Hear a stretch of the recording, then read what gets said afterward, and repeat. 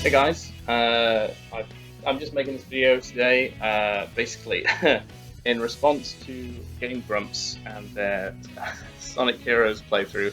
I've long been a fan of Game Grumps, and I really do like their videos, and I find them really funny, and they're really cool guys. But they have this really annoying habit of bashing on Sonic for no, I mean, well, okay. Sometimes there's a reason, and I'm not gonna stand here and pretend that uh, there aren't problems with Sonic games. There are, as there are with many games.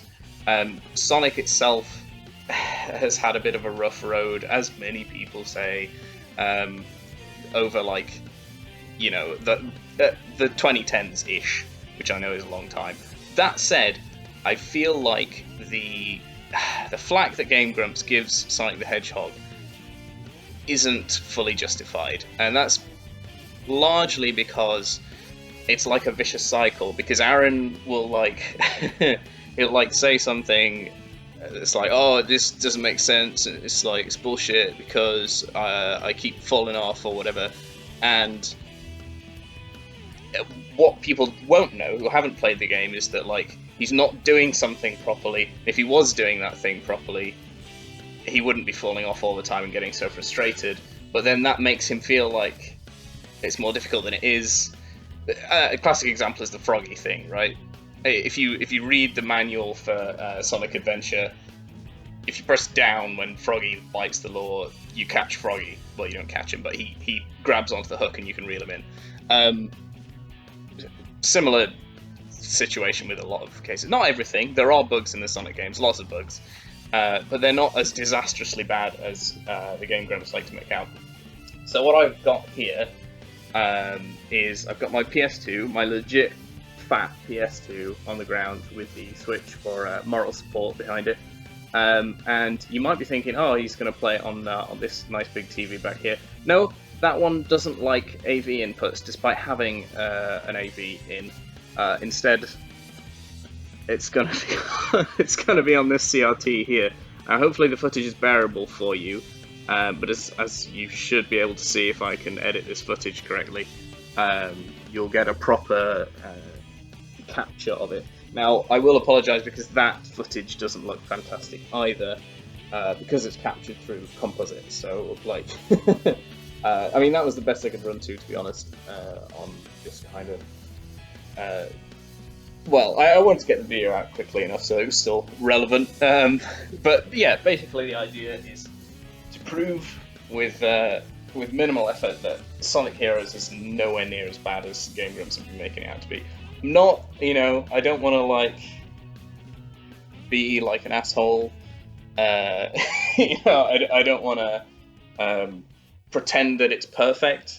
And one other thing is that the PS2 port of the game, well, the GameCube one is, I feel like the one they originally designed it for, which I did have at one point, but then I traded it in. This was like when I was a kid.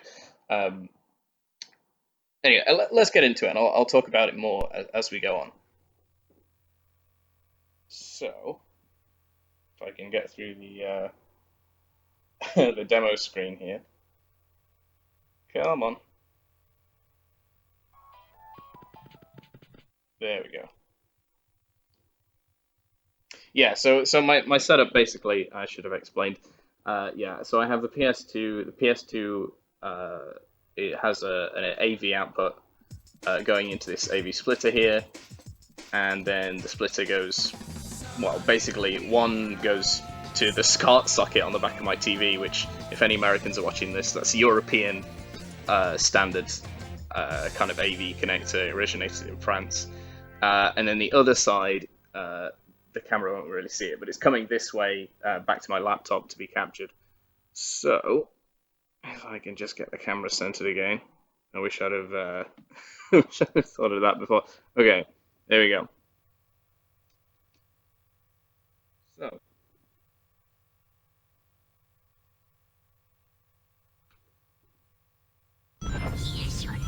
one thing that I'm hoping won't be a problem is my PS2 is quite slow to load these days. I don't know why. It slowed down a while ago, and I haven't been able to figure it out. Plus, you might have noticed there's no there's no LED on the front of the PS2, which might make you think it's off. No, it's because one time I had to open it up to clean the disc reading laser. And we're going to create a new file here, by the way. And yeah, while cleaning the disc laser, I accidentally cut the ribbon cable, or tore, I should say, the ribbon cable that runs to the button. So, like, one of the traces that feeds the LED is cut. So it's a little bit annoying. Regardless, let's get on Team Sonic. So what I'm going to do here is I am going to run through the campaign, the Team Sonic campaign, up to probably Egg Albatross, because that's kind of I made a comment on a video saying, right, I'm gonna show Game Grumps that it isn't that difficult. So I'm gonna. That was the video that I made the comment on. It was I think it might have been Rail Canyon, or like almost just into Bullet Station. So we're gonna go from there. And I'm just, yeah, I mean, the thing is, with games from this particular era, which a lot of people take for granted now, and I'm sure Arin's cognizant of this as well, is that games back then, they used to expect you to read the instruction manual.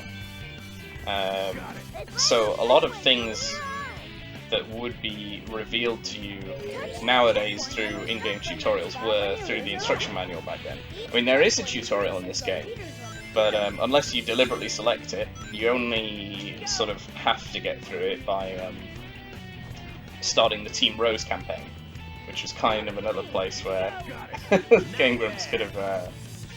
I feel like they maybe should have gone for easy mode if they were new to the game, because it's not an easy game, Sonic Heroes. You know, it's a kid-like, or it's a very colourful game that is marketed at kids, and you know, sure, kids should play it, but like, it's not easy. You know, it's meant to be challenging, especially as it gets to the later levels. So a couple of important things. I'm not sure if they. But by the time you see this video, I'm not sure what point they'll be in their playthrough, the Game Grumps, that is. But at least, for now, I think they're on maybe episode 9 or something, while I'm recording this. They, at least, I don't think Arin's figured out what levels are. He doesn't know how to level up. So, in case anyone is watching who doesn't know about the leveling system in Sonic Heroes, basically, each character has 3 levels that they can increase. There's one of the pickups there. So each character has levels that they can increase, represented by, on the wheel in the top right there, they have 3 white or black dots underneath. Black symbolises that they're not filled yet, but every time you collect a level up pickup thing, it will level the character up once, up to a maximum of 3, and that makes their attacks stronger. It lets them perform some extra stuff. It's mostly just attacks, though, basically. So it's pretty basic, but it is important to realise, because, for example, with Tails Thundershoot, normally that only stuns enemies. But if you have him fully leveled, that means that he can actually kill the enemies, and this can be quite frustrating when you don't know, when you press the button, is it going to kill the enemy or is it going to stun them, and you don't know. So if they'd have looked at the instruction manual or done the tutorial to understand levels, they might have figured that out and realised the importance of trying to get level ups if you can. There's a couple of other things. I mean, the really interesting thing, I think, about Sonic Heroes is the different teams. They're quite, even though the paradigm of each team is the same. You know, you got speed, fly, and power. The actual strategy and the moves of each team are different in quite a few ways. Let's head up there. Although, you know, they like, obviously they sort of mirror each other, each team, but for example, with Team Blasts, Team Darks will slow time down for some amount of time, which can be very useful in some levels. I think Power Plant is one of them, where you're ascending the energy column thing. I can't quite remember what Tails calls it, but yeah, if you're ascending that, it can be useful to freeze time, especially since a lot of Team Dark's levels are more difficult as a level pickup. Team Sonic's just like a big sort of wide area blast thing. Team Rose's, I'm not actually sure exactly what Team Rose's does, it's kind of the same.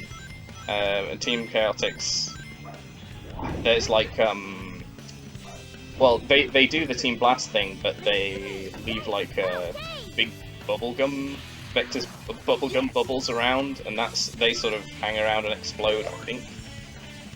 Maybe that's Vector's just one of his like leveled up attacks. I can't remember. I haven't played this game for a long time. I mean, that old file that you saw on the file select screen was, it's got to be at least 5 years ago now, that I created that. I didn't even get that far in it. So yeah, sorry if I don't remember some bits. Yeah.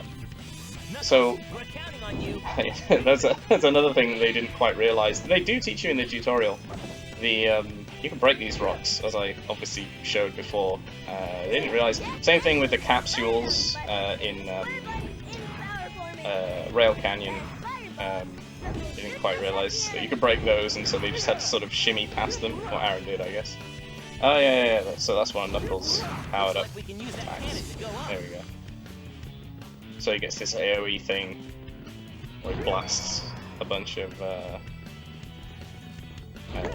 fireballs everywhere, I guess. I'm not sure. Not sure what sense that makes in the lore, but hey. Is there anything behind that? Nope. Okay. So obviously, yeah, I need to be fly mode. Obviously, Seaside Hill is still very, very easy. There's really not much challenge at all. It does, you know, I'm not gonna pretend that it doesn't get harder, you know, as levels go on, as is the case with practically every video game ever. Because it does, and especially towards like Egg Fleet and what is it called? Like, is it Final Fortress? Can't remember. But yeah, obviously it gets more difficult, and some of the bits in this game are generally genuinely tricky. Like I said, the energy tower and power plant, that's tricky, depending on what team you've got, obviously. If you Team Rose, I'm pretty sure they just skip that part out altogether. So, you know, you get off easy on that one, but yeah, Team Dark's version of that is really difficult. Thinking of bosses, there's a thing with bosses in this game, as we'll see shortly, because they're like, too cool. It's less like a traditional Sonic boss where they have a certain thing you have to do to them. I'm not gonna bother going down there. Right. Certain thing you have to do to them to like make them vulnerable, and then you hit them, and you hit them a certain number of times, and they die in that way. It's more like any way you can, pummel them whenever the opportunity arises, and that's how you beat them. And in a way, that's good because it's a bit more free and open. But what it also kind of means is that Yes, that's about it. what it also kind of means is that you can do some really cheesy strategies, which aren't too great. So stuff like the Egg Emperor at the end of each team's campaign. It's I mean, it's not like it's not an easy boss. Oh yeah, we're into the, into the special stage now. I shouldn't have collected that key. It's going to take more time.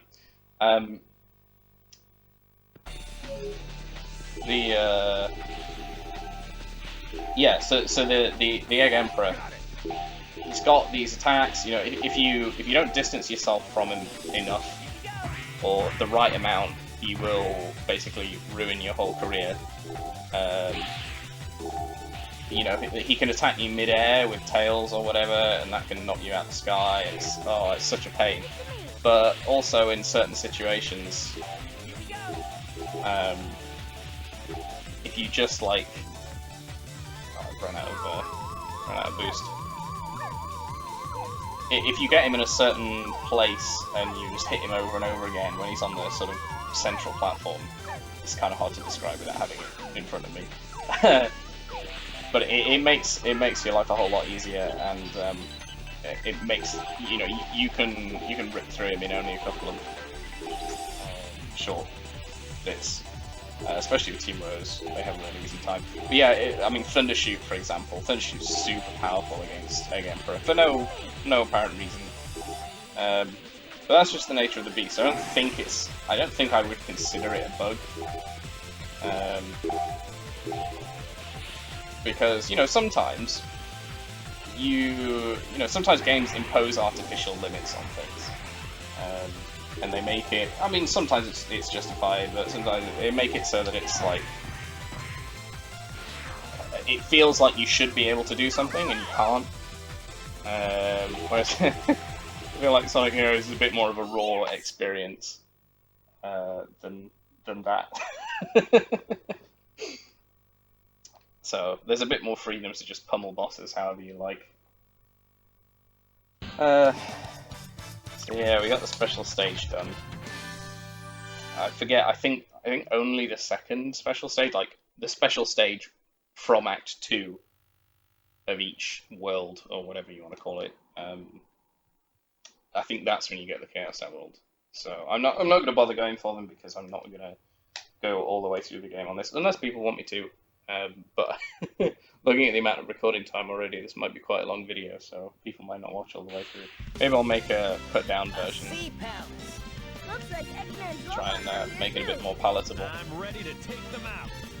But yeah, I mean, what I'm going to definitely do is upload the entire video, because I want to show that, like, you know, I haven't cut some chunk out where I'm playing, you know, or like I've skipped a bit, or like I've cheated. I want to kind of show that, like, you know, I can obviously get through the whole thing and just show that it's not that difficult. So that's the idea. The one difference, I mean, to be honest, I'm not entirely sure if Game Grumps are emulating the game or if they're playing it legit. I'm pretty sure they're playing it legit. Because I think they tend to do that anyway, and they probably have a bunch of like special video capture hardware and stuff for recording games from the consoles, which is great. I don't know if they've ever emulated stuff. If they are emulating it, I don't know what to say. It shouldn't be much different. Oh fuck! I got the key. I might have to. I don't know. I don't know if I should die to avoid having to go to that level. But so yeah. Where was I? Yeah. If they're emulating it, I don't know what to say, but I'm pretty sure they're on just a legit PS2 and they're recording it. So the only difference between their setup and my setup in that case is I am playing on a PAL version of the game, which is the European standard rather than NTSC, because this game is from a time when that sort of thing still mattered. So the frame rate will be different, I guess. Will be 50 Hz rather than 60, as they will be, but I can't see it making a huge difference. If it does, I mean, yeah, fair enough. If you can prove to me what difference it makes, yeah, absolutely. But I'm pretty sure it should be the same.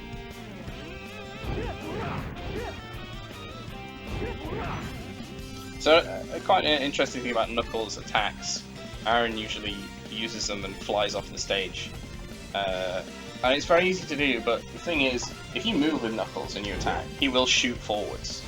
But if you stand still and you press the attack button, he will move forwards, but only in short bursts. So, it's a lot more controlled than moving an attack. So that really is something to keep in mind. And there's a lot of other subtleties to the characters that you don't realise. You know, it's a surprising amount of depth to the movesets and, you know, how the characters work. Especially when, for example, you've lost a character. Either they've been captured by one of those UFO robot things, which Arin used to like to ignore, or they've fallen off the map for whatever reason. Like in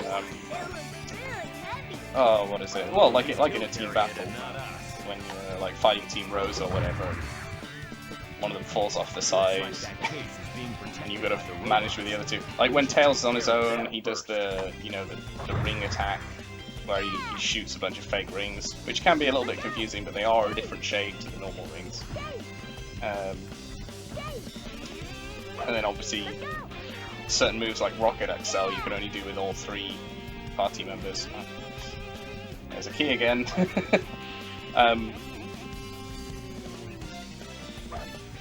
But yeah, I mean, yeah, there's a surprising amount of depth to how the characters work. That's what I'm trying to say.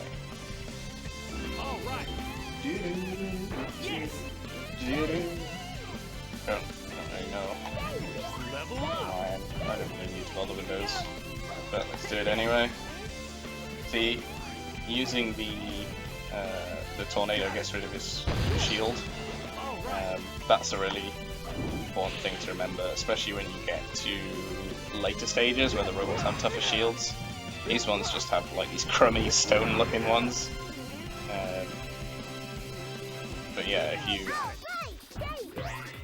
if you break them, well, I'm not actually sure, but yeah, so some of the robots in the later levels have like spiky shields.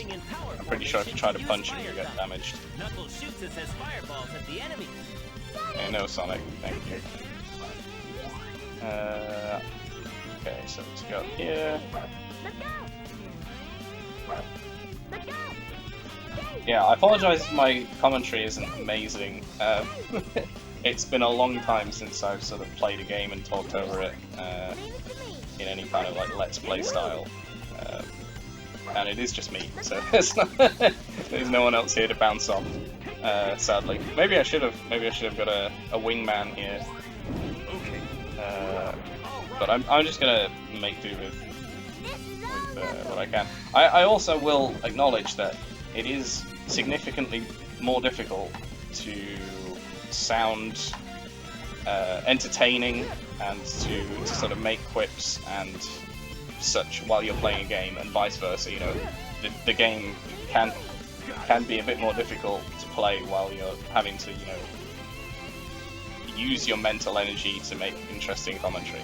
So, you know, I'll give Arin that. You know, that's fair enough. It's not. I'm not in any way going like, oh, Arin's just bad at video games. Like, I don't wanna give off the idea. What I'm saying is, I'd prefer if they. Giant rock. It's coming this way. The rock comes. Okay. I'd prefer it if they at least acknowledged. I'm gonna die here. I don't get enough rings. Gonna get more rings. If they at least acknowledge that the game wasn't just bullshit and they were failing because of a legitimate cause, you know. And it would be a lot easier to do that if they kind of researched a bit of the game beforehand. Yes. Now, one thing I'm wondering, because I haven't actually tested this at all yet, is obviously we're fighting the Egg Hawk next. is the egg hawk going to, like, is the E gonna remain on the screen as it did in the Game Grumps playthrough? I don't know if that was, yeah. I mean that could be from anywhere. It could be from their capture software, but I doubt it. It's probably going to be from the console. But it makes me wonder: does it happen on my version, PAL version, just as it does on theirs? So we shall see.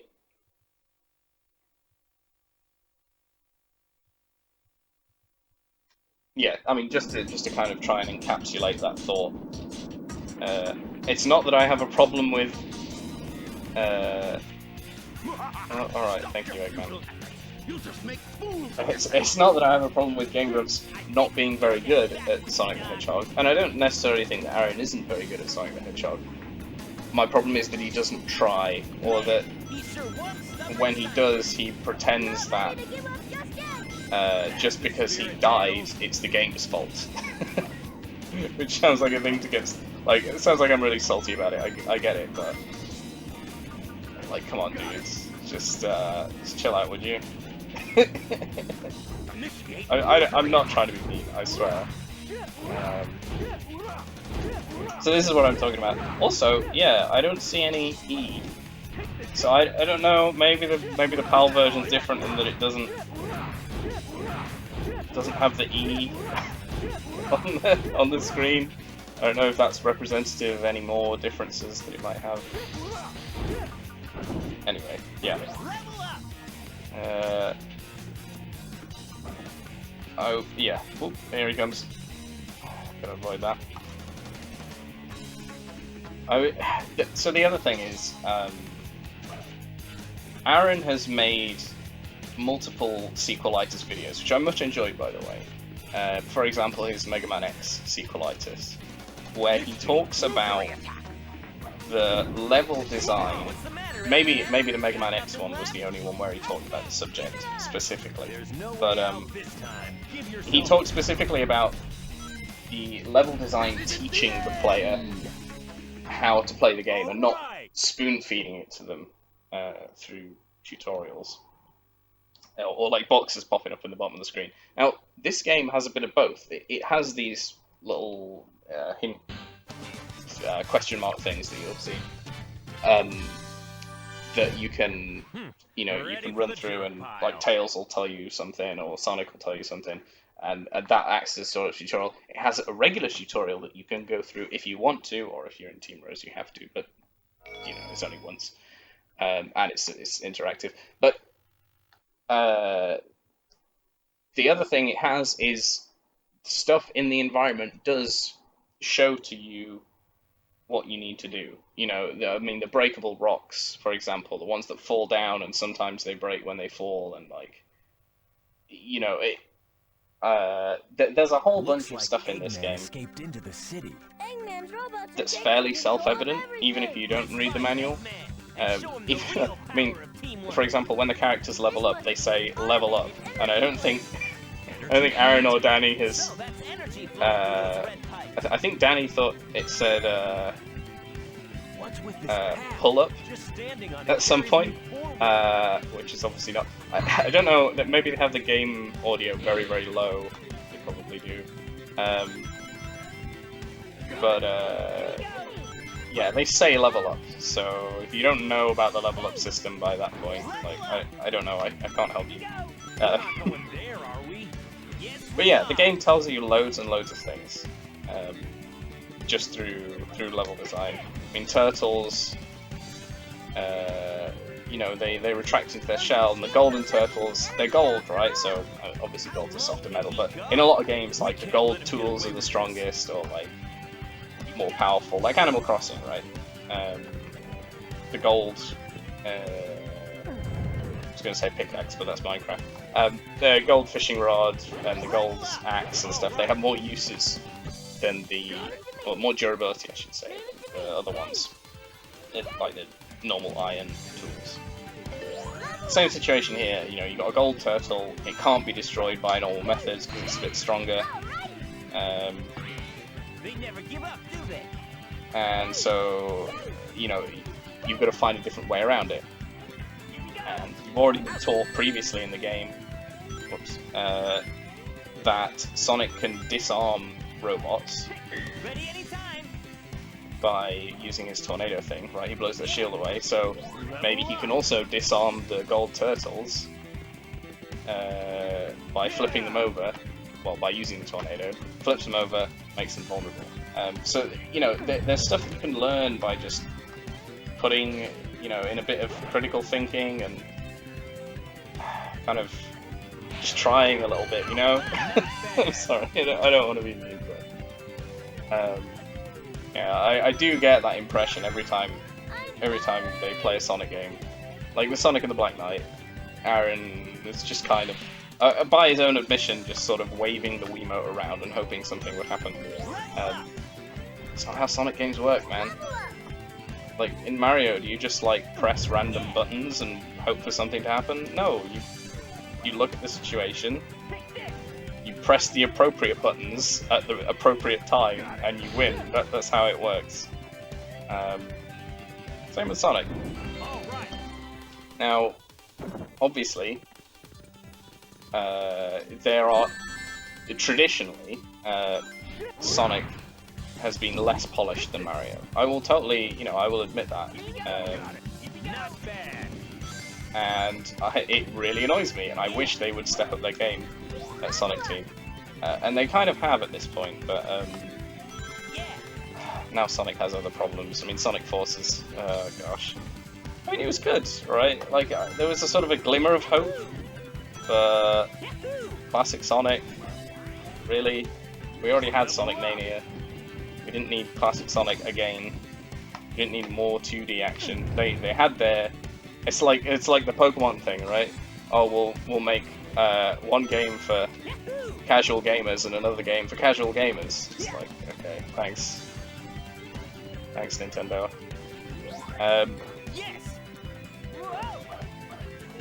But yeah, I'm not going to get into Sword and Shield right now because that's a whole different rabbit hole. And you can attack enemies on the ground with Blue Tornado. Blue Tornado attacks the enemies by scooping them off their feet. Yeah, I feel like as I run down my list of things to talk about with Sonic, I might it might just be Rory groans about video games for like an hour and a half or something. I don't know how long this video is going to be. But yeah, I'll try to stay on track here. Yeah, so Sonic Forces mechanically was fine. I mean, there's a couple of problem areas. There's one where if you're not careful, you can just like fly straight off the stage. But I do think that kind of situation in Sonic Forces are few and far between. I really don't think they are the norm in that game, at least. But the problem with Sonic Forces is, you know, the characters are flanderized at this point, and yeah, we only have classic Sonic, and well, no, we have modern Sonic as well, but we have classic Sonic. That's in and of itself, leaning on classic Sonic as a crutch is a problem. I'm hoping the next game they'll try and just get back to normal. I don't know what normal is anymore. That's the problem. I feel like Sega has a different idea of what Sonic is than the fans do. I'm not sure. Maybe the real idea of what Sonic is what Sonic is right now. Maybe I'm just an idiot.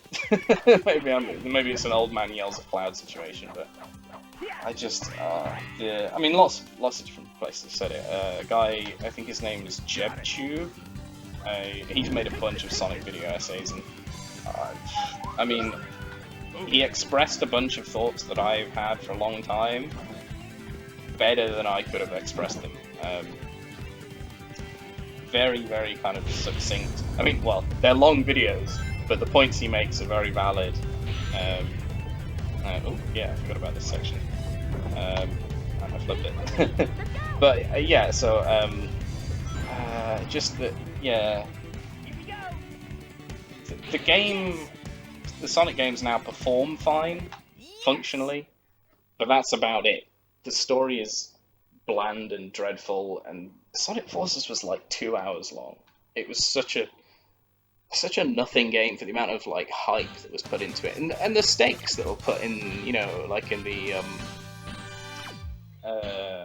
trailers that we saw, you know, like the burning cityscape with the Death Egg robots stomping around, and like the idea that Sonic had been taken and was being tortured or whatever, and then like in level 3, I think it's level 3, maybe 2, I don't know, you find Sonic and he's fine, and he just escapes, basically of his own accord. Not a very well written game. I feel like it kind of started to go downhill story-wise when they got some sitcom writers or something to start writing Sonic stories, and there's some soundbite of them somewhere saying like, yeah, we didn't know shit about Sonic when we came into it, and we don't really care about it, and like we know the adventure games exist, but we never played them. It's like, why did you hire these people then? If they don't give a shit about Sonic, or if they only give as much of a shit about Sonic as it takes to, you know, earn their salary, why bother?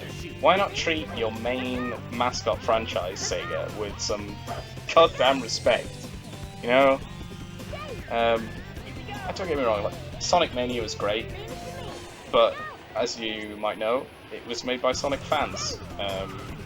Christian Whitehead, I mean, obviously he is a professional, but like, he is a fan, and was a fan for a long time. He ported Sonic CD to mobile devices, I believe. Citation needed, but I'm pretty sure. And that was a great port. Like, there was nothing wrong with that. Arin. So yeah, I don't know. I don't know what Sega's been doing, and they talk about 2021 being great for Sonic the Hedgehog. I don't know, man. And maybe it sounds a little bit melodramatic to be like, you know, talking about like a drought of Sonic the Hedgehog games, but it does kind of feel like that. The last mainline Sonic the Hedgehog game was Sonic Forces, and it wasn't great. And it feels like they've been leaning on Sonic Mania ever since, you know. They've made DLCs for Sonic Mania, and great, you know, great for the Sonic Mania fans, and great for people who like classic Sonic, but for us modern Sonic fans who like 3D Sonic, it's just, you know, it's not great, man. I'm not gonna lie, it's not great. But like I said, maybe it is just like a old man yells at cloud situation, and we're a minority of the fans. Don't actually mean anything. No.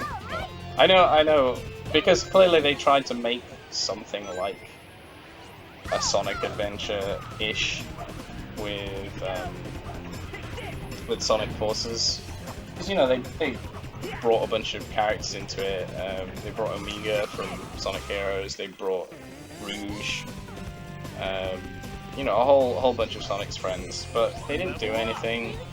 They were just kind of, I mean, at least it wasn't as bad as Sonic Generations, where they just stood around and cheered Sonic on, the Sonics, I should say, modern and classic, because that also happened in Sonic Generations. At least it made sense in Sonic Generations. It was meant to be a celebration of Sonic's past. But yeah, at least they form a part of the story in Sonic Forces, but only just, you know.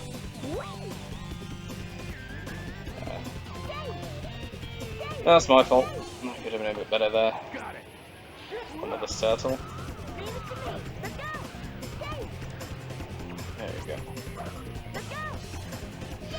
So yeah, I don't know. I remain hopeful, but I won't be surprised, particularly if we get another lackluster mainline Sonic game. with classic Sonic in it again.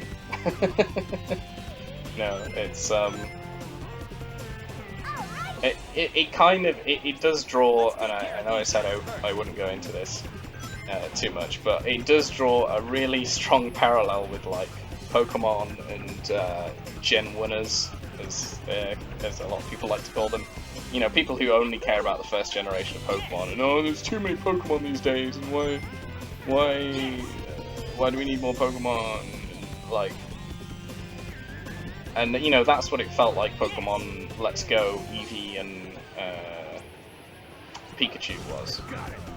It's like, here's the game for the Gen 1ers who only want remakes of the first 150 Pokemon forever, and that was supposed to be for like the casual gamers, and then Sword and Shield was meant to be a mainline game for, you know, dedicated Pokemon fans who like having new Pokemon and like having, you know, a bunch of varied and complex strategies. And oh yeah, I could do Rocket Excel here, can I? Oh, okay. Did the light dash instead, hang on. See if I can pull it off.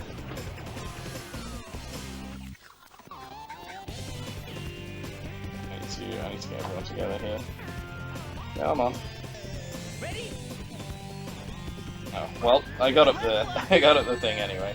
I didn't want to push my luck there. Quite a small area. Yeah, and then when Sword and Shield, Pokemon Sword and Shield came out, it was like, oh, there's going to be stripped down Pokemon, and the XP share is ridiculous again, and it's really easy, and so, you know, it kind of felt like, you know, here's the other game, which is also for casuals who are kind of Gen 1ers, because look, it has Pikachu and Charizard again, because why not? You know, you can say all day, maybe, you know, maybe I'm just grumpy and like, I should learn to accept Nintendo's decisions and be grateful or whatever. You can tell me that all day, but I'm not going to believe that Nintendo has, or Game Freak I should say, has listened to criticism. The only thing that could really prove that to me is if they somehow cut Pikachu out of the game. Now that would prove that they cared about what the hardcore fans want. Can you imagine that? A Pokemon game with no Pikachu. What would they do? No one would know it was a Pikachu game. No one would know it was a Pokemon game, would they? They'd think it was like Spectrobes or or Yokai Watch or something. I don't know. I'm just being a bit mean and cynical because every Pokemon game they're obsessed with Pikachu, and it's like, I get it, right? He's the mascot, and everyone knows him. But you know, that's like the. Let's just use the two last here. That's like the line, isn't it? You know, when someone says, "Oh yeah, I like Pokemon. I used to play with Pokemon cards when I was a kid." That's the line you gotta say. You gotta say, "What's your favorite Pokemon?" And then if they go Pikachu, you know they're lying. Or not that they're lying, but they're maybe embellishing their love for Pokemon somewhat. I mean, no, that's mean. If their favorite Pokemon is actually Pikachu, fair enough. It's a legitimate favorite Pokemon. It has a lot of obviously cool variants and like signature moves for obvious reasons. But if your favorite Pokemon is Pikachu, okay, fair enough. Not gonna criticize you, but yeah. The majority of people, I think, it's because that's the only Pokemon they can think of. But there you go. Anyway, I said I wasn't gonna get too far off track here, so I won't, even though I already have done. So obviously we're in Power Plant at this point. Oh, there we go. So this is when things start to get a little bit tricky, because Act 2 of this world, I don't know what you call this world, it's a sort of metropolis-ish looking world. I need to grab some more rings, or I'm going to die. I have the. There we go. Kill him, Tails. Get him. Too close. Yeah. Second stage of this. So, second stage of the second world. Things are starting to ramp up a little bit, and they really will do in a minute because we'll have to send that new column that I was talking about before. Boy. Might be coming up to it.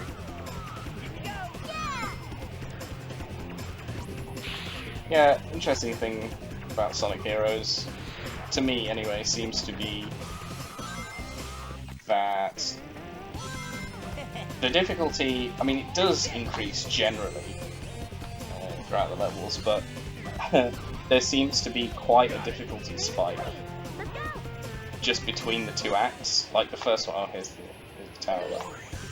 The first one is like pretty smooth sailing, and then the second one is like, right, now it gets serious. You know, same with Bingo Highway and Casino Park and Bingo Highway. Like I said, same with Metropolis and Power Plant. Let's do this situation here. Yeah, same with all of them basically. They all have quite a steep hop up in the difficulty as you get to the second act. Ooh, that was close. Yeah, take me away. Oh, there's a spring. Spring in. Here we go. Yeah, baby. Woo. 0 deaths. Yes. So yeah, tricky bit there. Not impossible, as you can see. Really not too difficult. And I will say, I'm not. I wouldn't even call myself a good Sonic player. In inverted commas, I'm okay at Sonic. And you know, you can still see the scores I'm getting. I didn't even level Sonic up fully there. And this will be like a it's an E. So like, there's people who are much more dedicated to Sonic than me, and who do much better in the games and get like A ranks or S ranks. I don't even know if you can get S ranks in Sonic Heroes. I don't know if they introduced them yet, but yeah. So point is, I'm an average best Sonic player. I'm not having too much trouble with it. Like I said, this is the PS2 port. This is the one that's not very good, or at least could be a bit better. And I'm getting through it, you know. And I'll probably die before the end of this playthrough.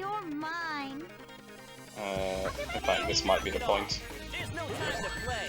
Everybody, get out of the way! But Playing with that girl's heart again, oh, okay. Let's try Tails, maybe. Oh no. I feel numb. That's right.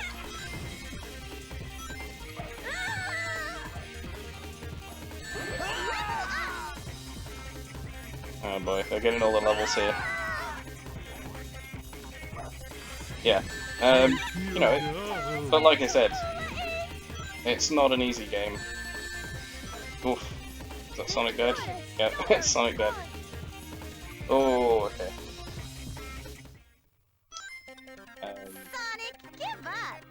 But it's not insurmountably buggy, you know. It is There's no time to play. Everybody, get out of the way! it is a game that you can get through fairly easily if you actually read the instructions, you know. So that's what it is. Here we go! That's Froggy and Coca-Cola. You won't get away with it.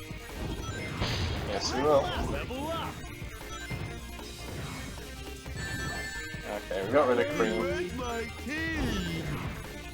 Oh yeah, okay, so it's just Big. Can we get rid of him? We can. Nice. Yeah, so that team battle, it's just about knocking them off the edge, really. It's really difficult sometimes because everything moves so fast. But if you just keep control of it and try and sort of rock, paper, scissors the team situation, I'm not quite sure how it has to go. Sorry, but we're in a bit of a rush. I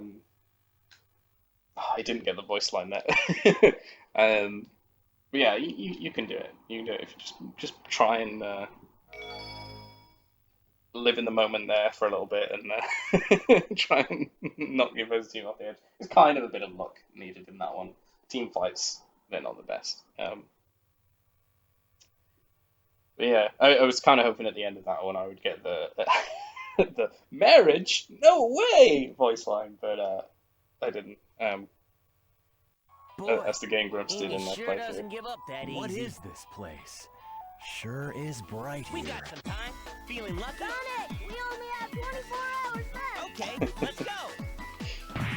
Sonic, you doofus. City is like a giant casino. Stop gambling. The buildings and roads are all part of a pinball table. Pretty Okay, cool. so this is where Arin started going insane because pinball. All right. And okay, it's not, you know, it's far from perfect. Yeah, the pinball situation here, but you know, I'm about to demonstrate, like everything else in this game, it might be a little bit rough around the edges, but it's not insurmountable. Switch to Sonic here, do the bouncy bouncy. Boing boing. Okay, line of rings. Hit the button, do the light speed dash.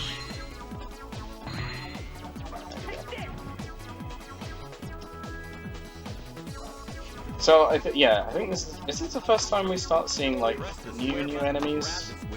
I'm pretty sure we had turtles back in Seaside Hill or Ocean Palace. I'm not sure, but yeah, in Casino Park you start getting like weird pink robots and like ones with searchlights and stuff. You start getting more variation. So you know the game is ramping up a little bit,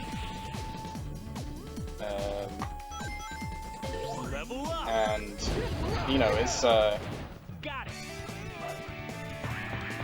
you start having to think a little bit more. Like these ones, this guy you can see on the right here. So he's got like a Gatling gun and he's got like a fancy metal shield. But you can still smash him up with Knuckles, which helps because, well, it helps that I have a level as well for Knuckles. So he's got more powerful attacks. But yeah, I'm pretty sure you start getting the UFO robots, right? In Casino Park, if not Bingo Highway. So things start getting a bit more serious because you start, you know, being able to lose team members, and it's like, oh gosh, what do I do now?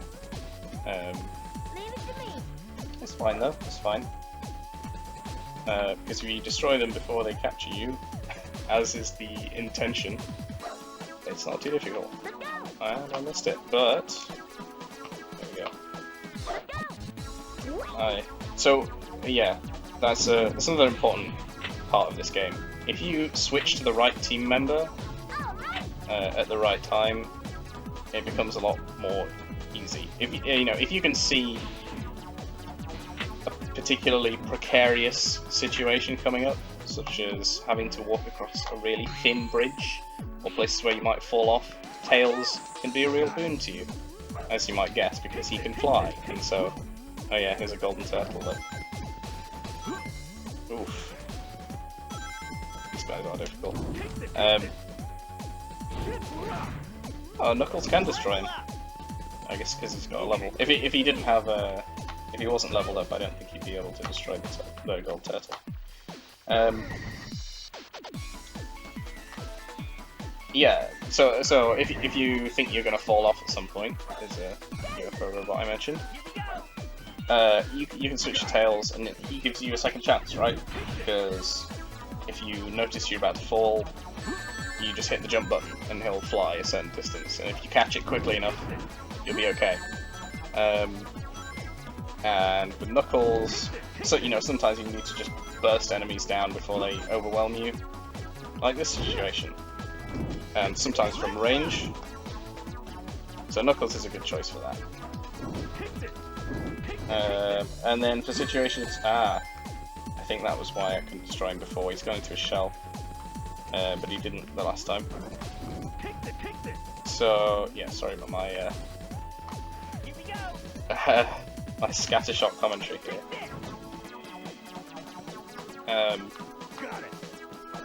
Yeah, if you need to go fast, if you're on a rail, like in Rail Canyon or whatever, and you need to get a certain amount of speed to get to a certain place, that's when you pick Sonic.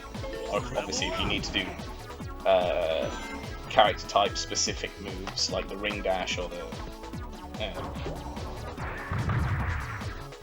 you know, the thunder shot or whatever,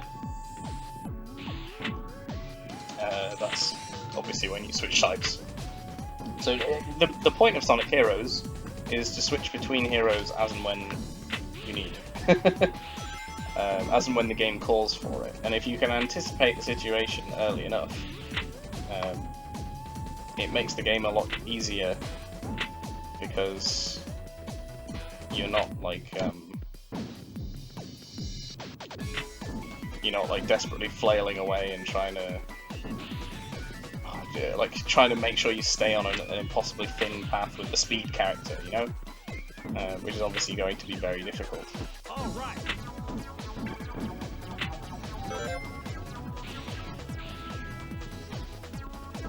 So yeah, character selection, very, very important.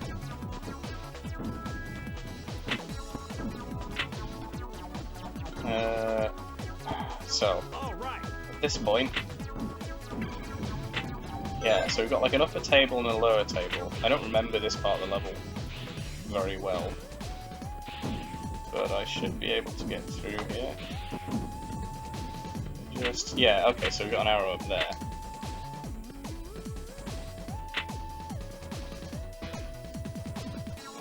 Can I get there? No. Let me just flick my way up there.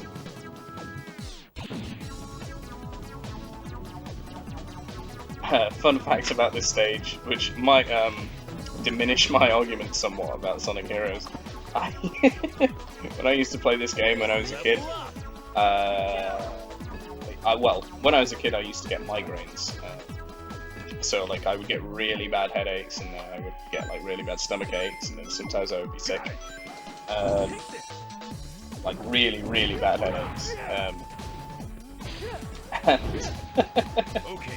Because it's so bright and like there's so much going on the screen, Casino Park would sometimes, if I played it for too long, set off a migraine.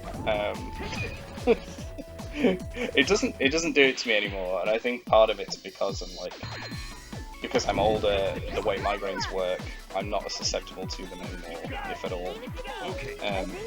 Hopefully not at all, but I don't know. But I found a way around it, which was by just turning down the brightness on the TV. So we had a really old CRT. Actually, it was younger than this one, but it was still a very old CRT, and it had a knob on the front turn to lower the brightness, like manually. So I would just do that, and it'd be fine. It turns out that the brightness of the TV screen really did to me. I think it also might have been the situation with like the frame rate, because you know obviously CRTs they don't update frame by frame like LCDs do. They update in lines, right? So they have an electron gun that runs down the screen and like almost prints out the pixels-ish? Well, I guess they're scan lines in this case, but prints out the pixels of the game one by one by hitting fluorescent pigment on the back of the screen. I think that's how it works. So there's a different sort of refresh situation with a CRT compared to your traditional LCD, and I think with that particular CRT, I don't know, maybe the frame rate. Sometimes you can almost perceive the flickering yourself, and it's, yeah, it gets to you a bit. But to be honest, yeah, I mean, this one seems fine to me. Just enough to pass. I think that old TV, I mean, well, yeah, well, it had a SCART socket and an antenna in, and that was it. Which is crazy to think about when you think about all the different ports that TVs have these days. So yeah, so now we're moving on to Bingo Highway. I love the soundtrack for this level. It's great. I don't know who composed it. I know Jun Senoi was in charge of music for Sonic Heroes, as he was for, I think, Adventure and Adventure 2. Certainly Adventure 2. But, oh man. I guess I'm a bit of a sucker for like dubstep and like super crazy electronic. Obviously this isn't dubstep, this is before dubstep. But yeah, just like wild, heavy electronic music, and the kind of glitchiness that Bingo Highway has, like it's doing now, and when it goes all like, There they are. I don't know what you'd call it, chromatic, atonal. It's just really cool. I love this soundtrack. I love all Sonic soundtracks. Even Forces, although it wasn't as good as traditional Sonic tracks. I mean, they still had some pretty good tracks in there. Pretty good music direction. But yeah, if good music comes at the expense of a good game, then it's kind of not worth it, unfortunately. Got it. Take this.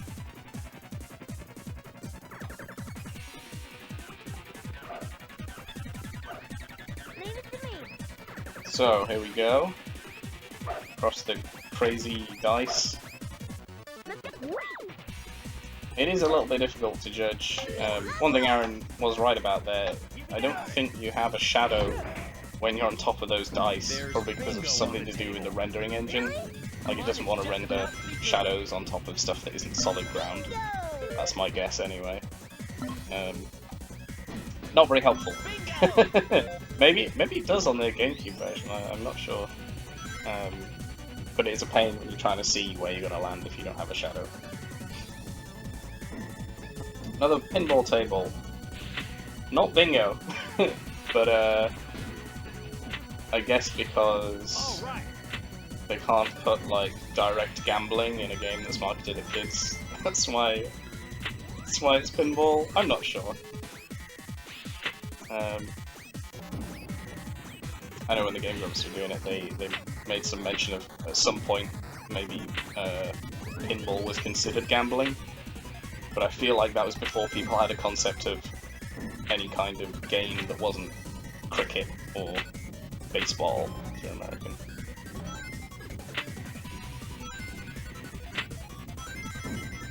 Well, I know, I guess they had board games, right, but I'm not really sure what the logic was then. Get away from this guy. There he goes. Yeah, maybe because with pinball, I guess pinball would be the first sort of game where there was no human opponent. And I am getting off track now, I realise. Yeah, there was no human opponent, it was you against the table, and because it was kind of like, oh, where will the ball go? You know, there's some amount of luck involved. Sort of like is it pachinko? Where you like drop the ball in and there's a bunch of pins and it bounces off the pins, and depending on where you put it in, sometimes it will like land in different places. I'm not sure. I don't know. Yeah, I guess it's kind of like that. All those penny pusher machines. Do they have those in America? They probably do, don't they? Where you put like you know, some meaningless amount of currency, like 2p or 10p or a dime or whatever. And there's like little trays that slide across, and if you put the money in the right place, then maybe it might push off a whole bunch of coins, even though that's still only like 5 times what you put in, which is still an inconsiderable amount of money. They always make me laugh. I'll take care of them. Oh, well, I flipped that one. Just glass. Not using them enough. Yeah, I mean, I would call that gambling. I would call the penny pusher machines gambling. I wouldn't call pinball gambling. Especially since there isn't usually money at stake playing pinball, I don't think. Or was there? I don't know. Were there pinball tables that would give you money if you won? Or was it always just sort of get the high score? Be careful. I'm not sure. That is something for me to research. So this is, I think, another part where Arin was getting really, I don't know if annoyed is the right word, but scared of falling off, I guess. Or one of those will be coming up. I think it gets a bit even more dicey. And yes, okay, you know, I'll give that one to him. The fally-offy bits, you can call them that, in Bingo Highway, not very fun. You can control the characters though. I mean, as with everything else, like I say, it's might be a bit rough around the edges, but it's not insurmountable. Yeah, Tails is fully leveled, so he can just kind of annihilate enemies with Thunder Shoot. Wow. I'm invincible anyway, I don't know why I bother attacking them from afar. Just give Knuckles a level here. They never give up, do they? Yeah. The random pinball drop off the stage. Yeah, okay, that's a bit annoying. I'll give you that one. Level up. Got it. Leave it to me. Here we go. You just have to kind of finesse that. Got it. Oh yeah, okay. So this is another one. Okay, it's kind of environmental. I mean, I managed to get him with Tails there, but these guys with like shiny armor, not as susceptible to attacks. So you either have to, well, like I did with the flying one, hit him and make him drop to the ground enough times with Tails, or stun him with Tails to get him to hit the ground and then hit him with Knuckles. That's an important thing to learn as well. Using one character to stun or to disable, and then using Knuckles to finish them off, you know, or your power character.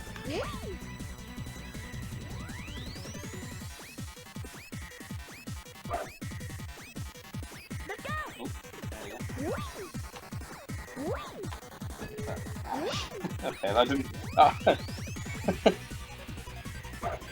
That was wasn't worth bouncing on that thing as much as I thought it might be.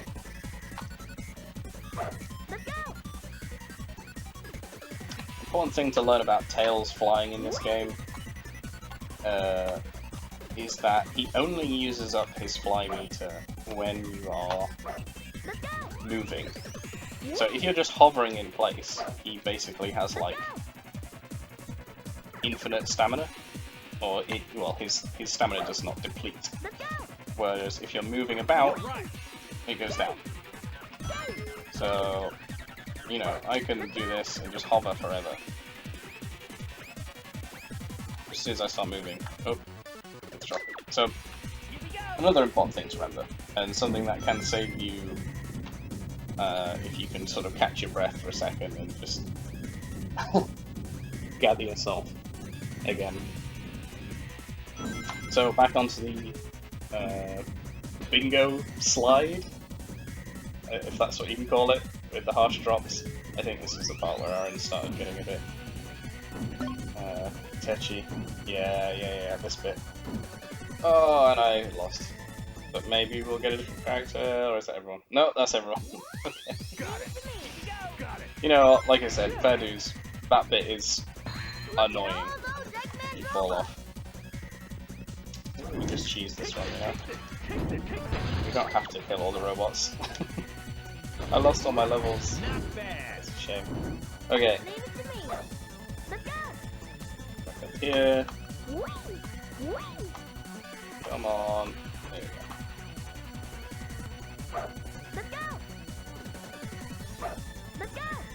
But yeah, what was that? My first death in a stage so far. Like I said, I'm not particularly good. I'm just being a bit careful.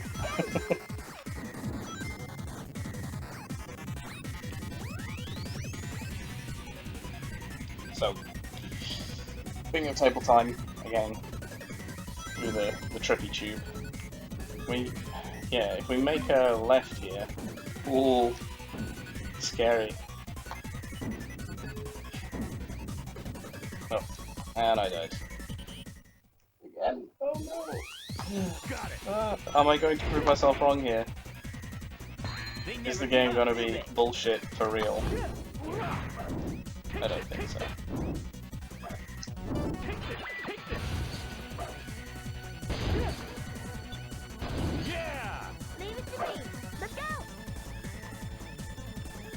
Alrighty. As a matter of fact, I wonder how many lives we have. I haven't been getting very many, like, 1-ups.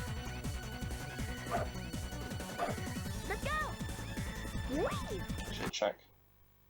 14. Okay. 14 lives, that's fine.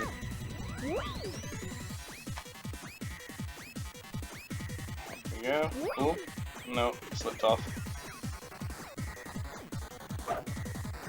Yeah, I don't think I'll be getting the game over, thankfully.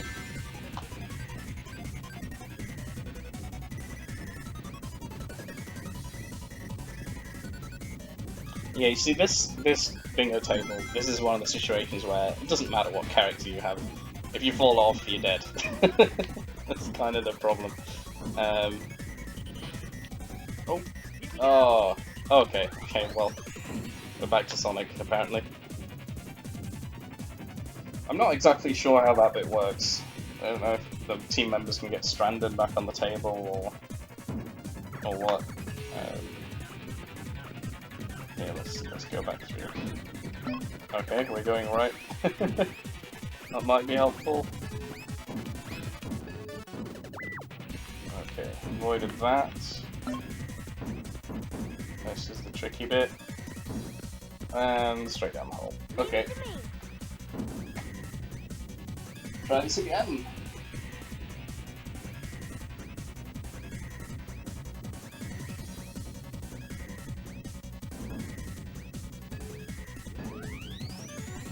Yeah, so it doesn't matter. It doesn't matter if you got Tails, it doesn't matter if you got Knuckles. You die here, you die. But it does seem to have some sort of saving grace where you do fall off. Sometimes it lets you get one of your other characters. Ah, now you see. Yeah, Sonic and Knuckles fell off that time. So, I guess it's to do with if the automated... You know, if the other characters, while they're being controlled by the game itself, if they fall off the table or not. But that hypothesis remains to be tested. Oh, my head.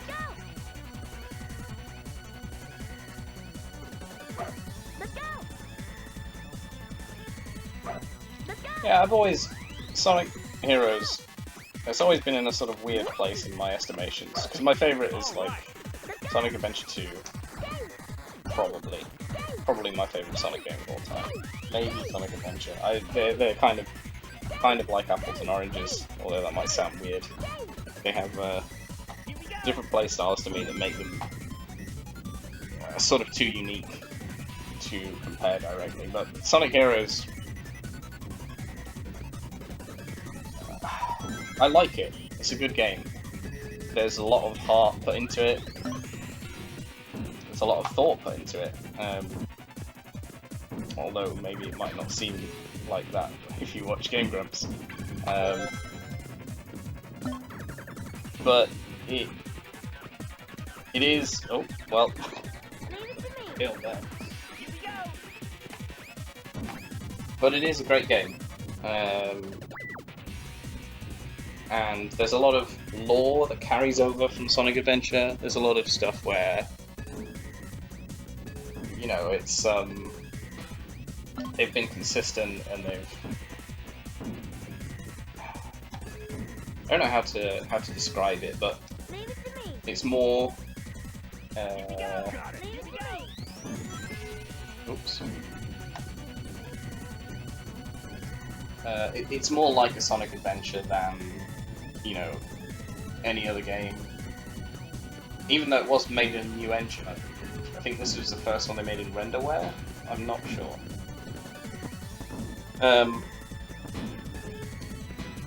But sorry, I'm just having to concentrate here to make sure I don't fall off again. And I fell off again. Oh dear.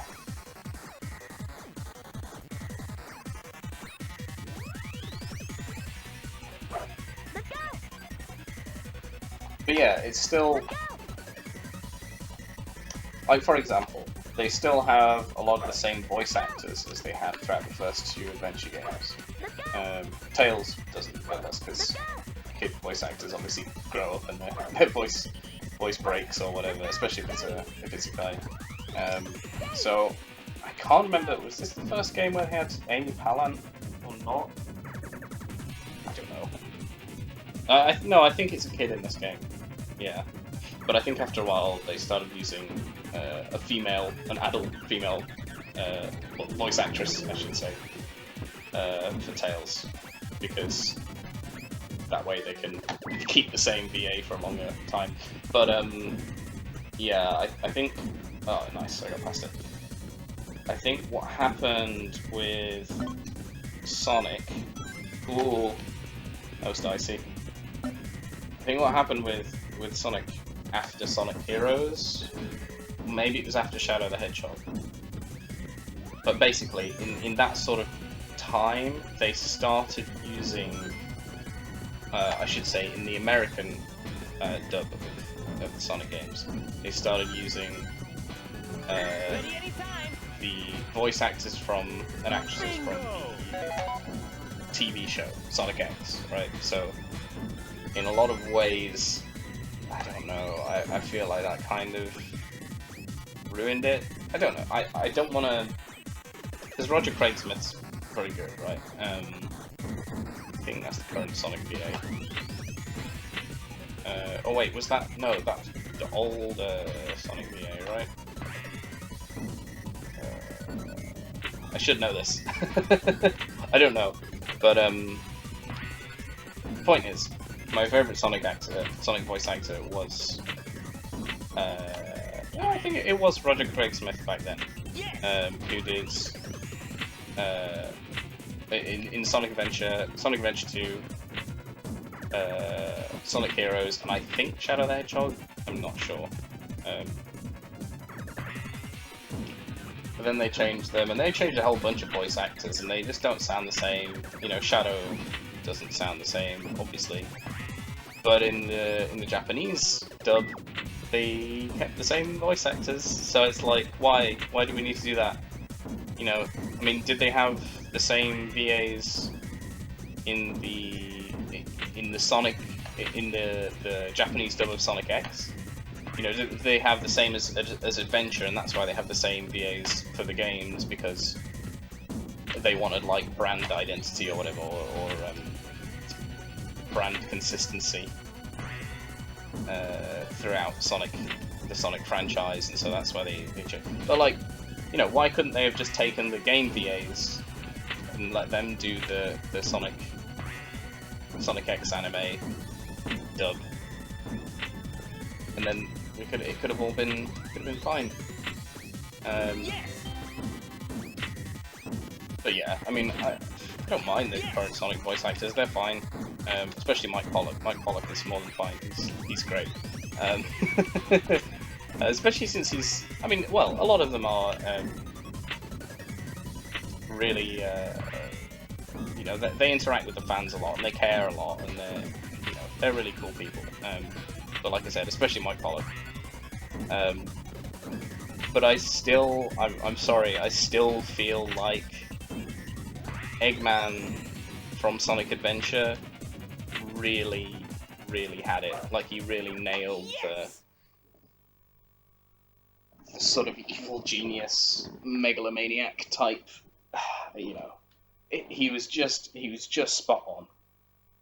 And I wish we could have had him back.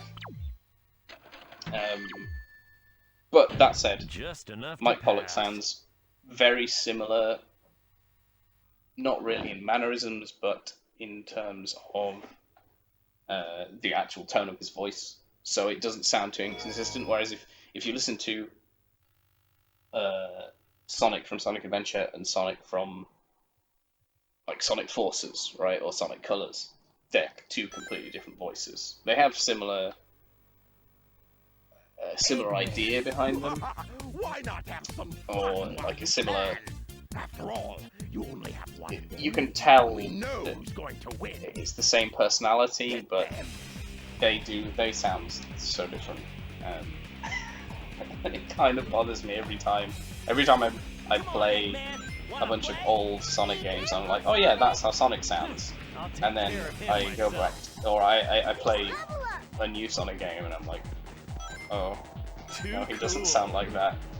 And for a second, my brain's like, it's not Sonic, is it?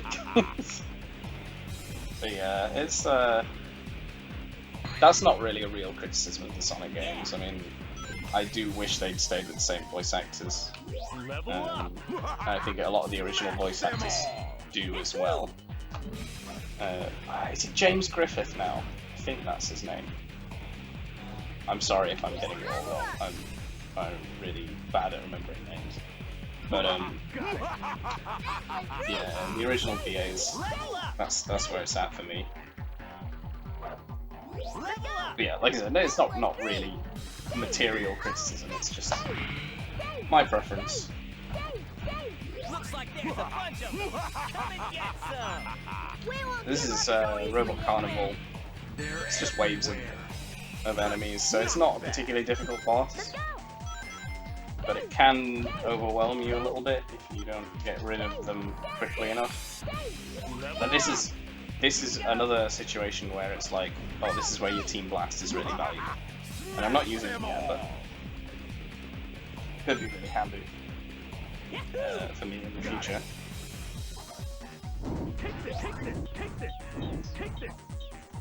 And of course, there's not that many like varied enemies yet. Like there's a couple, and there's the special casino ones. Oh yeah, and the UFOs here. So you get a Rochambeau here, like I just did. But yeah, if you free Knuckles. No, it wasn't. No, it wasn't, Tails. It wasn't great at all. Okay, I've got my Thunder Shot back. There we go. Yeah, if you just kind of try and be quick, it's Team Blasting. I can't bother to punch them all. And then you can get through these enemies fairly easily. It's not too bad. Oh, there's some power for Knuckles. Oh, never mind. I already leveled up. Oh yes, I will smash them all. Thank you, Eggman. Okay, there we go. Time to shoot everyone. I think we're in the last few now, but we gotta watch out for these turtles right there. Yeah, there we go. That's why. When you get far away from them, their shots really spread out.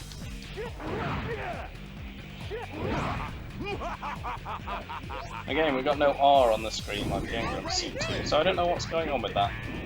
What's the matter? Got nothing left? Very strange. I'm just warming up.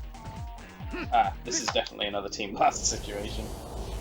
And you're killing so many robots in this boss stage that it's like, yeah, your Team Blast's gonna charge right up pretty quickly. Don't get too excited, boys!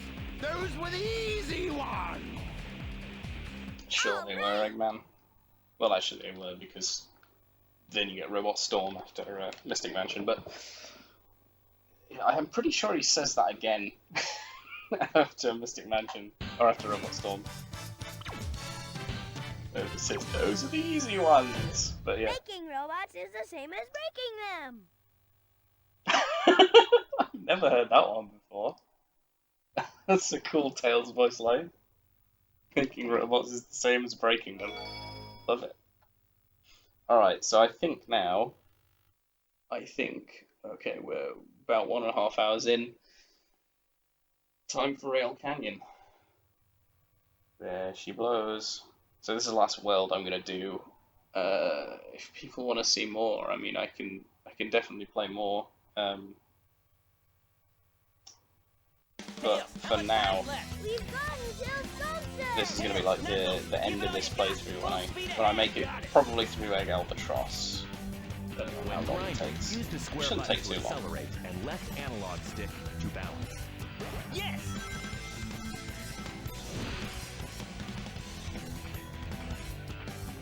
Yeah. So another important thing about this game. What a view! Look at those. What character you are when you're on a rail Keep your makes a eyes big on the amount of rail, difference. Sonic. Sonic goes the fastest. Obviously, Tails is really good for recovery as usual. Got it. And obviously, if you're power type, that means you spread out and you cover all 3 rails. So, once again, very important to All right. pick your character Not bad. carefully and make sure that you choose wisely. There we go. I switch to Sonic here because fast. The rail. They're pulling out all the tricks.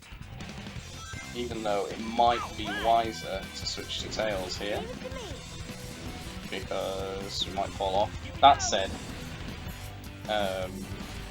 with the rails, an important thing to keep in mind is that generally, when you're on a rail and when you're flying off one, just don't move. Just let the game do what it wants to. Generally, you'll land in a safe place.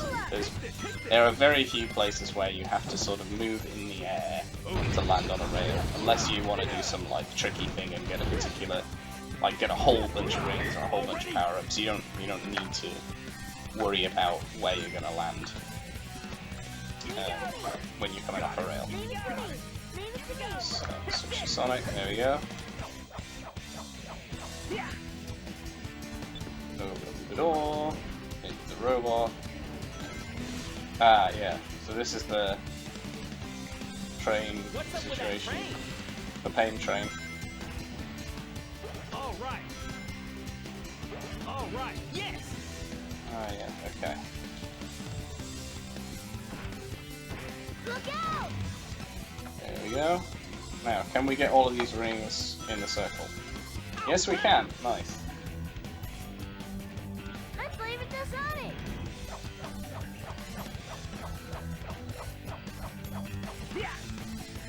I guess this is where I should cover another Here we go. another thing that I will admit about the failing of Sonic games is that at least in the past, it was very much same button syndrome, where you have one button that does everything, or you have a jump button and do everything else button. So in this game, like at least in the American release, X is jump, PS2, and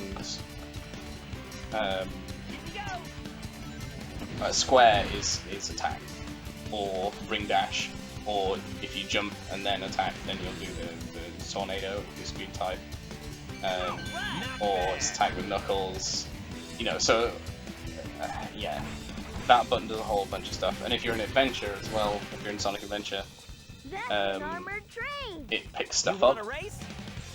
If you're close enough to something, like it picks a chow up, or it pets the chow. And oh, what else? Yeah, also if you hold it down, you can do a spin dash. So it's like too many things on the same button, which is partly caused by the limitations of the controllers at the time. But I've always felt like Sonic does not utilize the buttons on the controllers that it uses. I'm pretty sure, like, even on the Dreamcast, there weren't, you know, there were way more buttons than Sonic would use, or the what is it, the Genesis? I don't know. They have different names in America and the UK, so I can't remember. So there was a Mega Drive, but I don't know if that was, I don't know if that was what they called it in America, or if, yeah, I never had any Sega consoles myself. Kind of before my time. Look out! Train time. Leave it to me. Hey! Yeah. Look out! Oh, so Knuckles stays with that switch, huh? Look out! Whee! Stay! Stay! Hit! Stay! Oh, do I have to go over the other side? Oof. Look out! Whee! Come on, team. Yeah, I feel like they've always had more than enough buttons to control Sonic, but maybe the design paradigm was like, keep it simple, stupid. But I think that does negatively impact, like when you try to do a light dash and it spin dashes, or when you try to do a spin dash and it light dashes just because there are arenas in front of you. It's another one of those cases that I was talking about earlier, where by virtue of the game not being scripted very much and being sort of like, do what you want, anything will work as long as it's like in the right situation.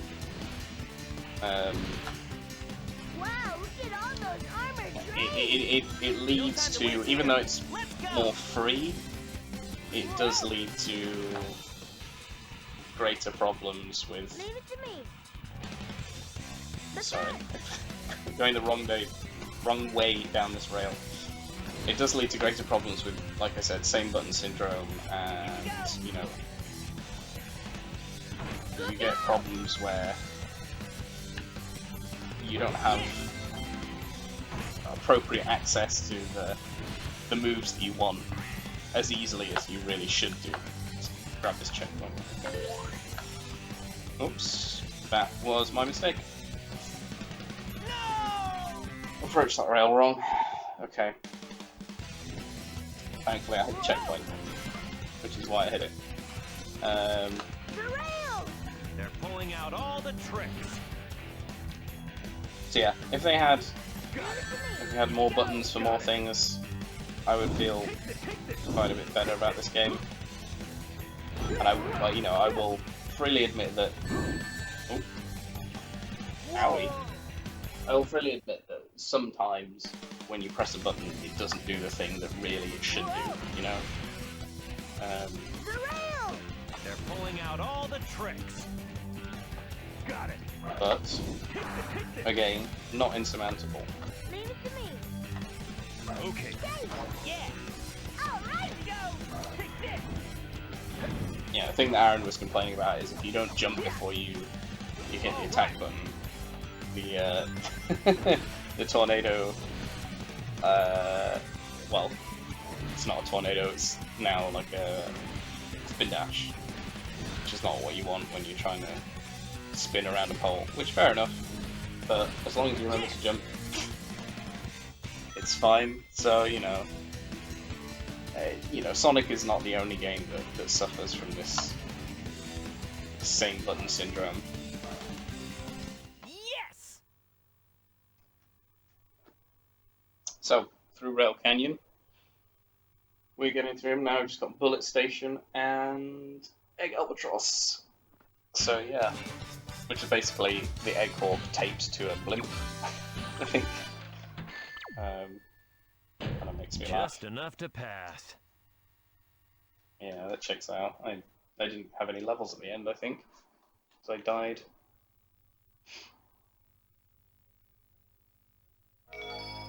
Ten emblems, yeah.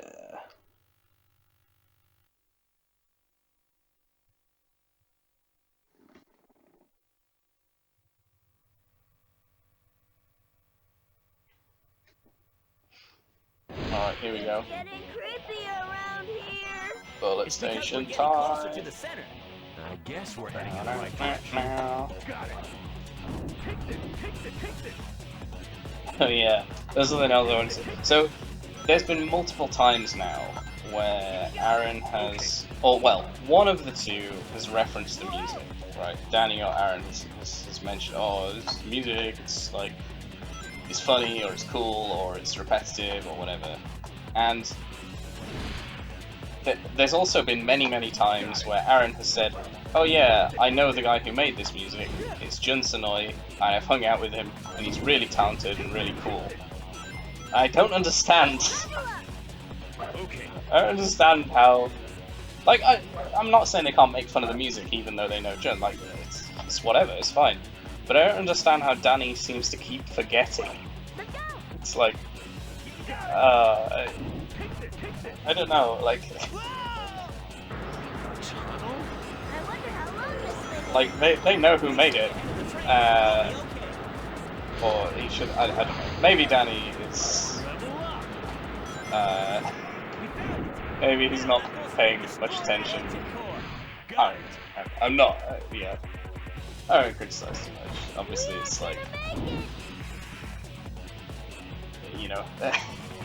I'm sure, Danny himself is not actually, like, he doesn't care about Sonic that much. And you know, Game Grumps is his job, it's like, whatever. But,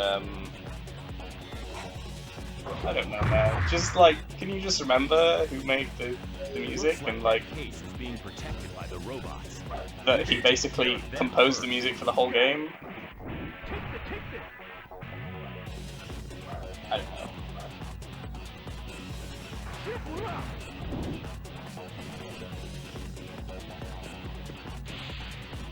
And it's like, yeah, it's not just that he made all the music for Sonic Heroes. He made all the music for Adventure and Adventure 2 and like Sonic the Black Knight. Like it's the same, you know, Crush 40, Junsanoi, the same people every time. I feel like they should know by now.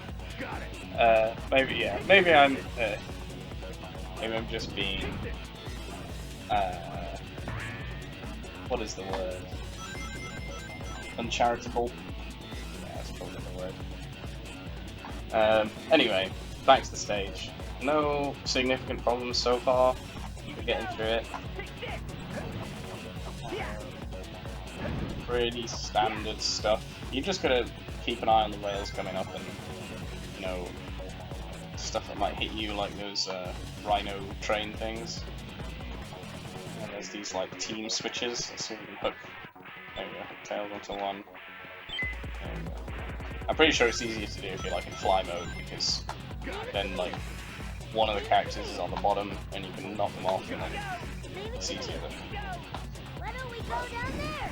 Yeah. You can do it speed formation as well. Oh, another jellyfish UFO thing. Level up? Leave it to me, Dave. Okay.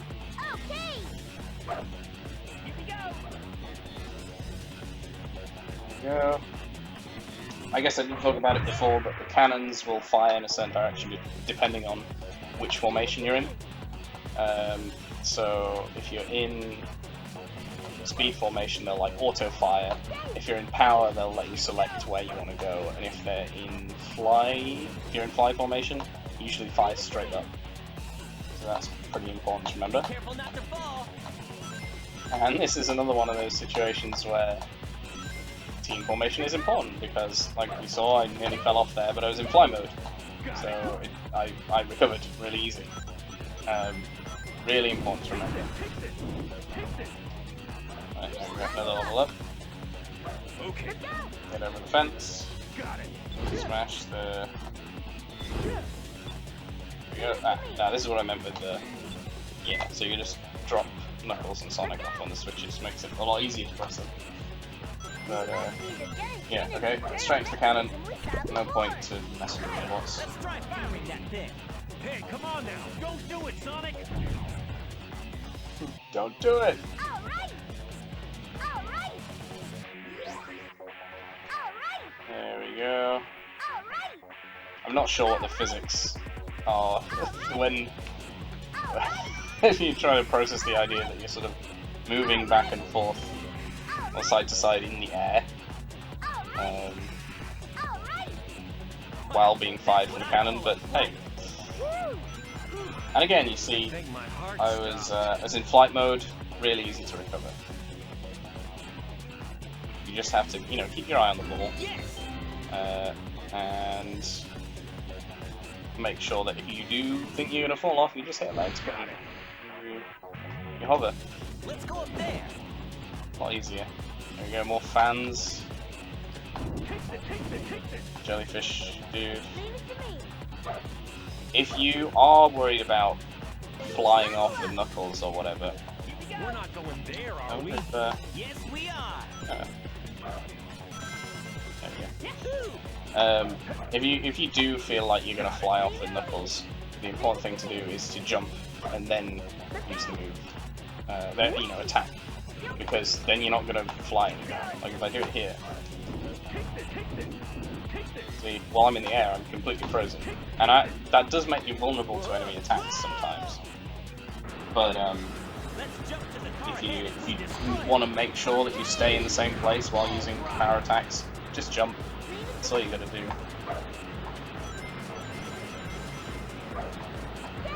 Again, it's fly mode to make sure that if we fall off that rail, it's not the end of the game. Nothing in there. Into fly mode to get across. That's it. Let's keep moving. Okay. Just keep going, can't we?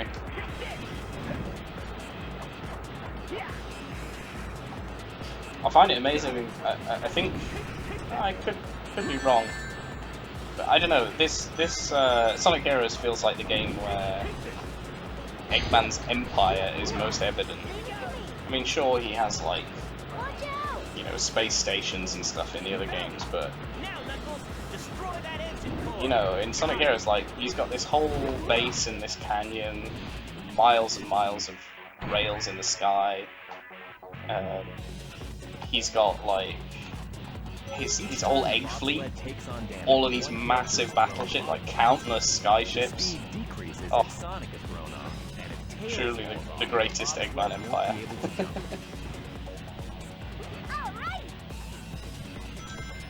I don't know where he gets all the money from, to be honest. I don't know.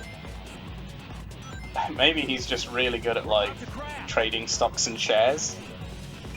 So, because he's got like supposedly 300 IQ.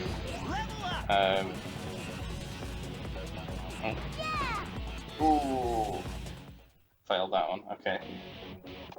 Let's check that part section. Ah, Tails just run ahead in this mode. Yeah, that is a weird bug, but again, not really a hindrance if you just note that it happens. Yeah, maybe Eggman's just like a wolf of Wall Street, and then that's how he gets all his money to fund his robots. It's just, he's so clever that he's really good at playing the stock market. I don't know. Yeah, you gotta wonder, like, even if you're a super genius, you're not getting anywhere without funding. You know, you gotta get some of that green, or not green, as it is in a lot of places in the world. That's lots of different colours in the UK. Depending on what size of the note you have. Oh, that'll be relevant for much longer, I bet. I should think we'll all have electronic money soon enough. Only, you know, cards, contactless payments. Especially with the, you know, situation. Best to not have bits of paper being passed around, or plastic, that are that have been through the hands of many different people, none of whom you know or can keep track of. The speed decreases if Sonic is thrown off, and if Tails falls off, the I jumped too late. won't be able to jump.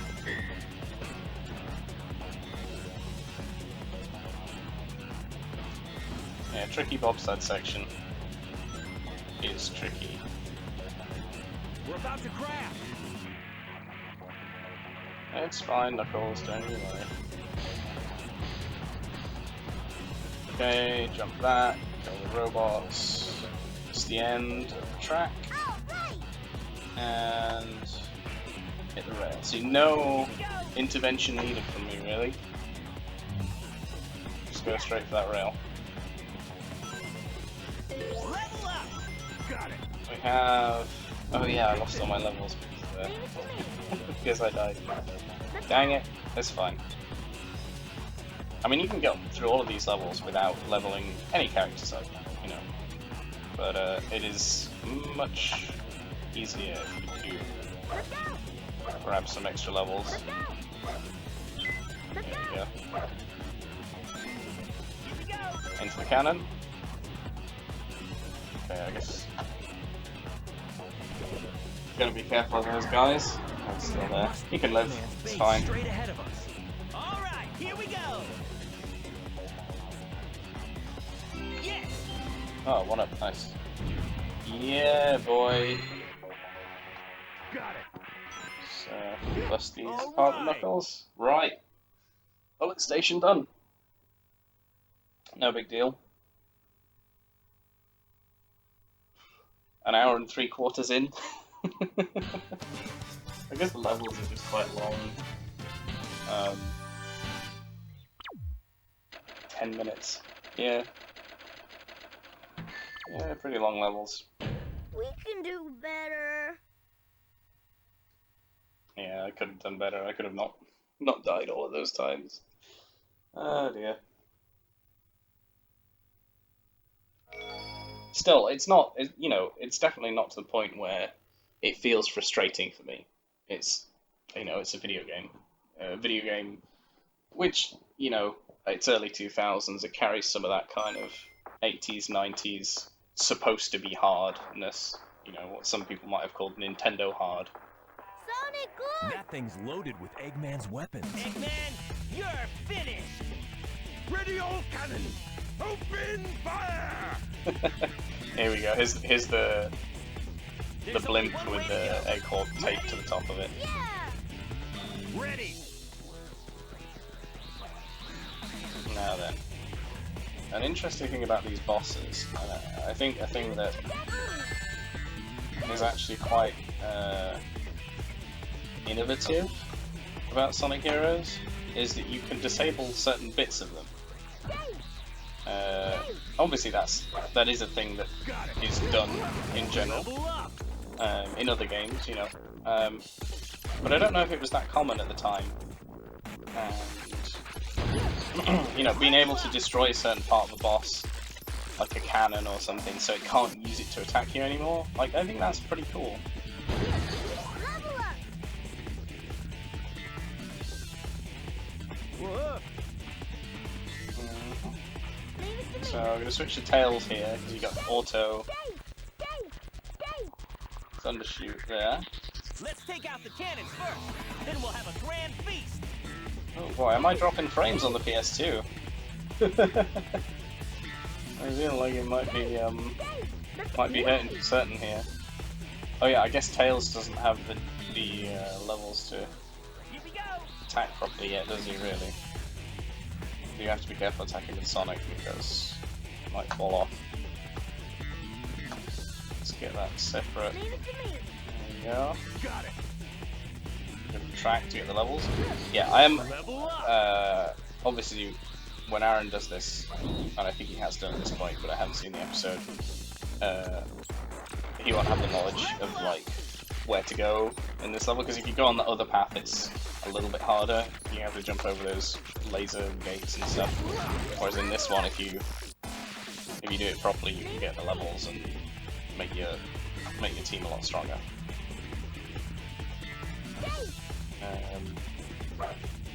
So I'm operating with some, I guess, a little bit of an advantage in that knowledge, but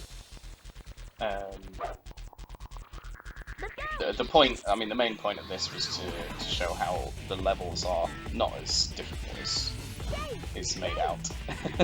Okay, yeah, Tails can do damage now. Nice. Yes, okay, front cannon gone.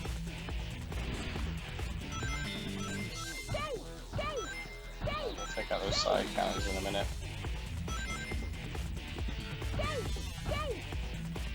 Team Blast is almost charged as well, so once we've got that, we can get up on him.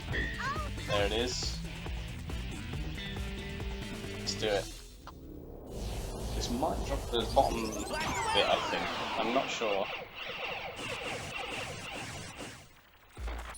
I did a lot of damage, but not quite enough. Is that it? No, we've still got the 2 gunners. Oh right, yeah, sorry, it's 3 stages, isn't it? Because there's the like, I guess, basket at the bottom,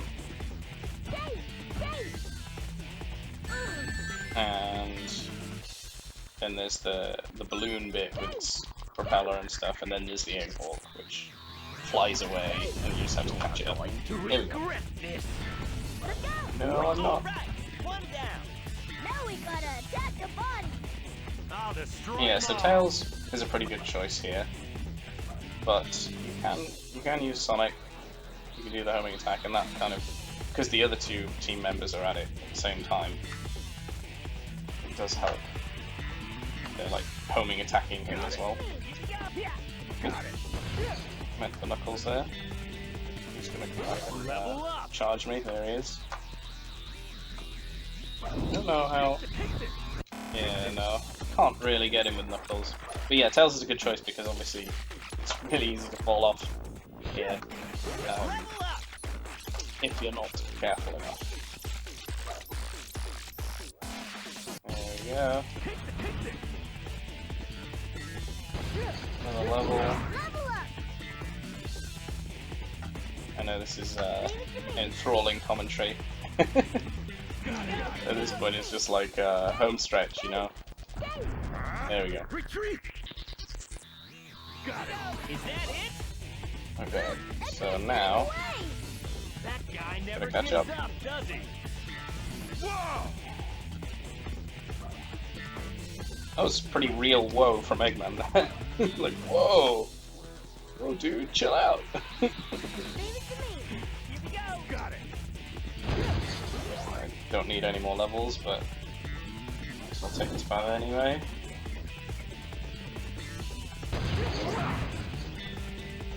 I'm kind of worried about coming back to edit this footage because I feel like there's probably a whole bunch of unfinished thoughts that I've like started and then never actually padded out in any reasonable clarity because I've been focusing on the game. But Ready anytime. yeah, I'm certainly. I'm nowhere near as good as the Game Grumps when it comes to commentating on games and like providing, you know, funny and interesting commentary. Just doing what I can here. Let's catch up with Sonic and Team Blast him. Blast away.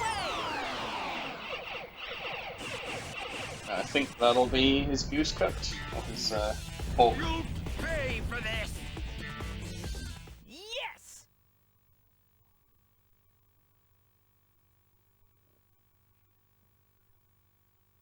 And that's all she wrote.